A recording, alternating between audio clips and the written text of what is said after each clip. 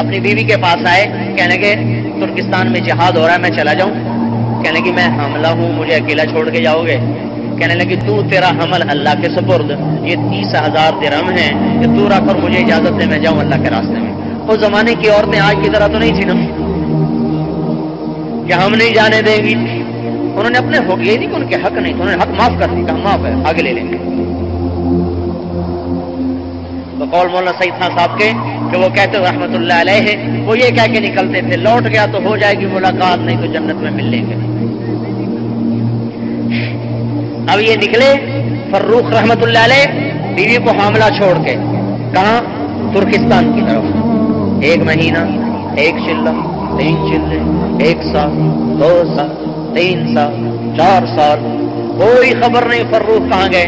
پیچھے بیٹا پیدا ہوا، پروان چڑھا، جوان ہوا، اس کی جوانی ڈھل رہی، یہ بچہ پروان چڑھ رہا، وہ اپنے خاوند کی آس میں، انتظار میں، دیواروں کے ساتھ اس کی جوانی گزر رہی، سیاہی سفیدی میں بدل گئی، رونق چھریوں میں بدل گئی، جوانی بڑھاپے میں بدل گئی، آس کا پنچھی پھر بھی نہ ڈوبا، انتظار پھر بھی رہی کہ کبھی تو آئے گا، کبھی تو آئے گا۔ 30 برس گزر گئے، پر روح کا پتہ ہی کوئی، کبھی خبر آئے کہ زندہ ہے، کبھی خبر آئے شہید ہو گئے۔ ایک رات میں ایک بڑے میاں ہتھیار سجائے ہوئے مدینے میں داخل ہوئے، لوگ عشاء پڑھ کے لوٹ چکے اور یہ اپنے گھوڑے پہ دل کی چال چلتے آ رہے، ان خیالات میں غلطاں و پیشاں، پریشان حیران۔ یہ کون ہے؟ یہ وہ جوان ہے جو آج سے 30 برس پہلے نکلا تھا کالی داڑھی کے ساتھ، آج لوٹا ہے سفید داڑھی کے ساتھ۔ فروخ سوچ میں ہے کہ بیوی زندہ بھی ہے یا مر گئی، حاملہ تھی، کیا ہوا؟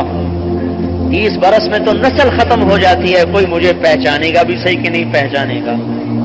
انہی خیالات میں اور انہی افکار میں ڈوبے ہوئے چلتے چلتے آہستہ آہستہ اپنے گھر کے دروازے پر پہنچے۔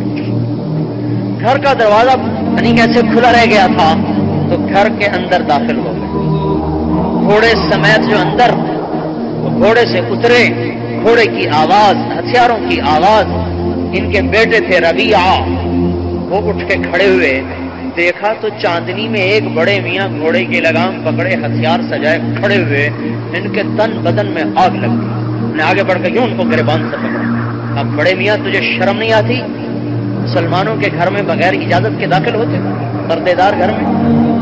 اب یہ بیچارے گھبرا گئے، انہوں نے یوں سمجھا کہ شاید میں غلطی کھا گیا، کسی اور گھر میں آ گیا۔ 30 برس کہنے لگے بیٹا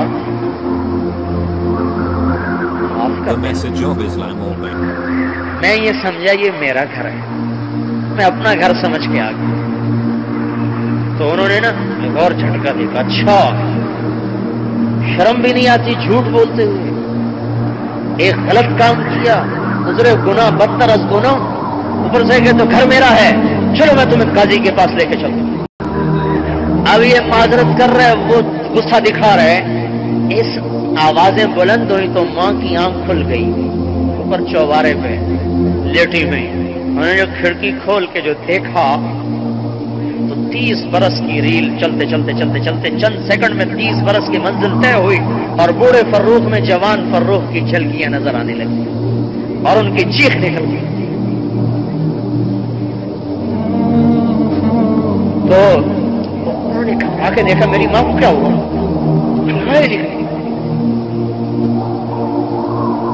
ربیعہ کجی اماں کا کس سے لڑ رہے ہو؟ کہا کوئی اجنبی ہے، پتا ہے کون ہے یہ اجنبی؟ کا نہیں، کہ یہ تیرا باپ ہے جس کے لیے میں نے زندگی گزار دی، تیرا باپ ہے، پاؤں میں پڑ اس کے، گر گئے قدموں میں، پاؤں چومنے لگے، پاؤں پکڑ لیے، معافی مانگنے لگے، باپ بیٹا گلے مل رہے۔ پڑھو کہانیاں، یہ لکھا ہوا ہے، یہ لکھا ہوا ہے کہ اس طرح گھر چھوڑے۔ فجر کی اذان ہو گئی، میاں بیوی کی کہانی چلتی رہی 30 برس کی۔ کہنے لگے، بیوی نے کہا، وہ بیوی سے کہنے لگے جو پیسے دیے تھے اس کا کیا کیا؟ کہنے لگے مسجد میں جا کے دیکھ لینا۔ کہنے لگے ربیہ کہاں ہے؟ کہنے لگے وہ تو پہلی اذان پہ چلے گئے تھے. جب یہ پہنچے تو اذان نماز ہو گئی، نماز ہو چکی تھی. تو اپنی نماز پڑھی اور روضہ پر تشریف لائے صلاۃ و سلام پڑھنے کے لیے کہ اس وقت روضہ اطہر مسجد سے باہر تھا.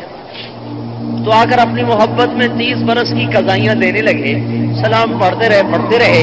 اتنے میں جو نظر پڑی تو مسجد کھچ کھچ بھر چکی اور ایک نوجوان مسجد میں بیٹھا درس دے رہا. بینائی کمزور ہو چکی، پہچان نہیں سکے کون ہے، تو پیچھے ہو کے بیٹھ گئے، سنتے رہے. جب درس ختم ہوا تو ساتھ والے آدمی سے کہنے لگے بیٹا یہ کون ہے؟ تو وہ کہنے لگے بڑے میاں چچا جان معلوم ہوتا ہے آپ مدینے کے نہیں ہیں، آپ ان کو نہیں جانتے، مدینے کے امام کو نہیں جانتے؟ کہ بیٹا میں ہوں تو مدینے کا، آیا بڑے مدت کے بعد.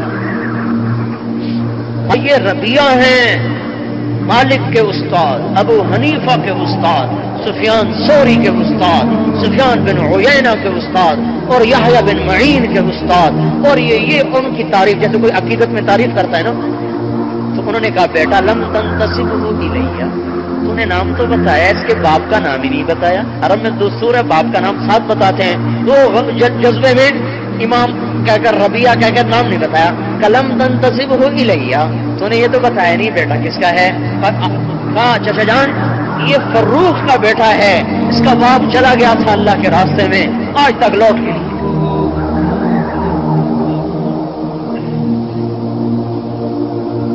پڑھو تاریخ، چھوڑو اخباروں کا پڑھنا اور ناولوں کا پڑھنا، چھوڑو تاریخ، پھر پتہ چلے کہ اسلام کے پھیلانے کے لیے کیسے گھر چھوٹے، کیسے سہاگ اجڑے اور کلمہ کیسے دنیا میں پھیلا. ایسے تو نہیں رضی اللہ عنہ بن گئے تھے، مفت میں بن گئے. قرآن پکار پکار کے بولا کہ جنت واجب ہوگی، ایسے ہی